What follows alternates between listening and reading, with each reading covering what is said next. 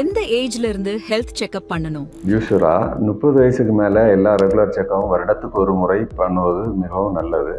இல்லை ஏதாவது தொந்தரவுகள் இருப்பின் கொஞ்சம் கூட ஃப்ரீக்வெண்ட்டாக ஒரு 3 months to 6 monthsக்கு ஒருக்கா பண்ணுவது மிகவும் மிகவும் நல்லது. டயபெட்டிஸ் பேஷண்ட்ஸ்க்கு டயபெட்டிக் ஃபுட் வராமல் தடுப்பதற்கு என்ன செய்யலாம்? டயபெட்டிஸில் காலில் தொந்தரவு வர்றது நமக்கு ஆரம்ப கட்டத்தில் தெரியாமவே போயிடும். ரொம்ப ஸ்மெல் எல்லாம் வந்து ரொம்ப பெருசானப்போ தான் நமக்கு தெரியவே வருது. அதனால் நான் எல்லா பேஷண்ட்டை என்ன சொல்கிறேன்னா, எப்போவுமே காலம் எழும்பின உடனே காலுக்கு கீழே ஃபுல்லாக தரவாக செக் பண்ணி ஏதாவது சின்ன சின்ன முள்ளோ சின்ன கல் ஏதோ பட்டிருக்கோன்னு பார்த்து அதை உடனடியாக மருத்துவமனைக்கு சென்று கிளியர் பண்ணி பெரிய தொந்தரவுகளை வராமல் பார்த்துக்கிறது மிகவும் நல்லது.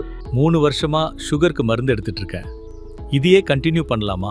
இது நிறைய பேர் கேட்கக்கூடிய கேள்வி. முதல்ல டாக்டரை கன்சல்ட் பண்ணுவாங்க. சுகர் கண்டுபிடிச்ச உடனே கன்சல்ட் பண்ணிக்கிட்டு அதே ப்ரிஸ்கிரிப்ஷனை வச்சு ரெகுலராக சாப்பிட்டுட்டே இருப்பாங்க. அது தவறானது.